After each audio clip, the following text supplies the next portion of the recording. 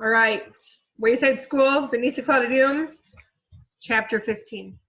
The Unbreakables. It's bad enough when two friends fight. It's even worse when three friends pick on a fourth. Joe and John were best friends. Shut up, said Joe. You shut up, said John.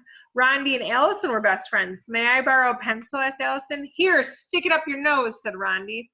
Maybe it was because they were worried and anxious about the cloud of doom looming above them. Maybe it was because their fingernails and toenails were growing too fast. For whatever reason, the longer everyone spent beneath the cloud, the crabbier they got.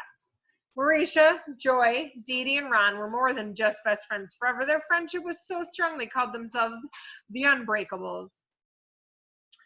Every morning, they met before school by the flagpole. They had a special four-handed handshake. Each would hold out a hand, then they'd lock thumbs to pinkies, then they'd raise and lower their hands 3 times and shout, "Unbreakable!"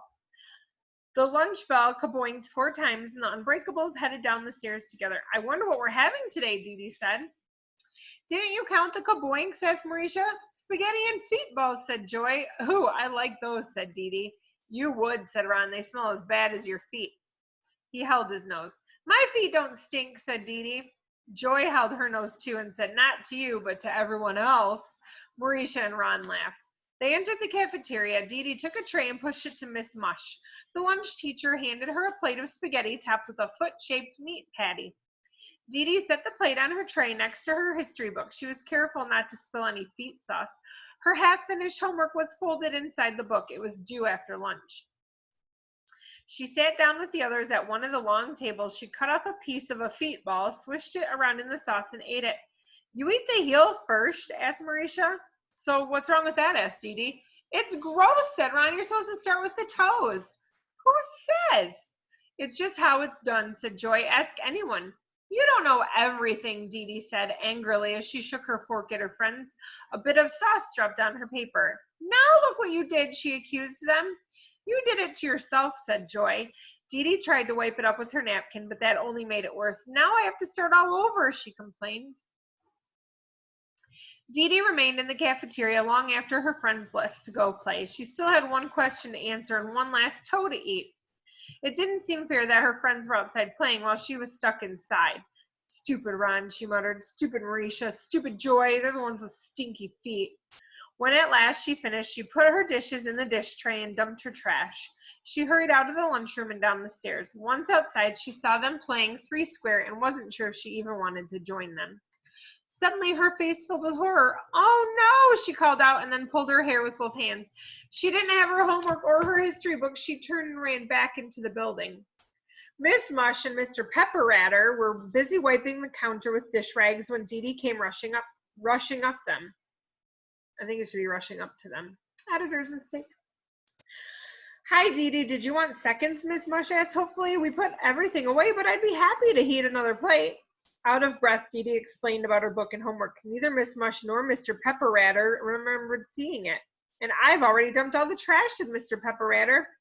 There were 4 large dumpsters in the back of Wayside School. A pair of feet was sticking up out of one of them. Upside down, buried in the trash, Dee Dee tried to read every wrinkled and soggy piece of paper as she dug through half-eaten feet balls, strands of spaghetti, dripping milk cartons, apple cores, pickle slices, and who knows what else. It's impossible. There's no way, she cried. Then, just when all hope seemed lost, a noise came from somewhere deep inside the dumpster next to hers.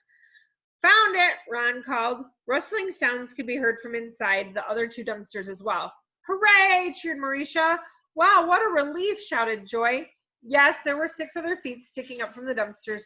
They were the Unbreakables. Not even the Cloud of Doom could destroy their friendship, but that was only the first test. The ultimate test was still to come. Chapter 16, a short chapter about a long book. Read a book, write a book report, draw a picture. That was the assignment Mrs. Jules put up on the board.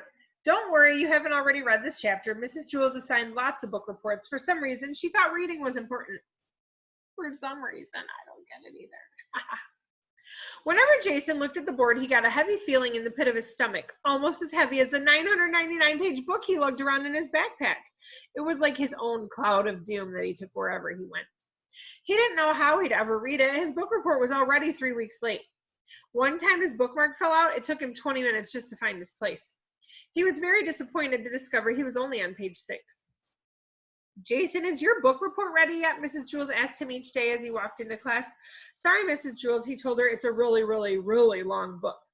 He always answered the same way, although the number of reallys varied. How did you like your book? Allison asked him. Or how do you like your book, I should say. Allison asked him. Have you finished it yet? Asked Rondi. The two girls giggled. He wondered if anyone had ever read a book with 999 pages. Maybe the author never even finished writing it. Perhaps she quit after 300 pages, figuring nobody would ever get that far anyway. That evening, however, something strange happened. Jason was trying to get through page 26 when suddenly he laughed. He read some more and laughed again. It was as if he and the character had become friends. He read for an entire hour without realizing it. When he reached page 70, something sad happened, and he hoped his sister didn't notice his tears. He stayed up all night. He read about exciting battles and strange and goofy animals. No matter how tired he got, he kept needing to know what happened next. The next day during recess, while everyone else played, Jason preferred to sit by himself with his book. He even liked the kissing parts, but had to keep glancing around to make sure Allison and Rondi couldn't see what he was reading. The two girls came toward him. He'll never finish it, said Allison. No way, Rondi agreed. Shh, said Jason. I'm trying to read.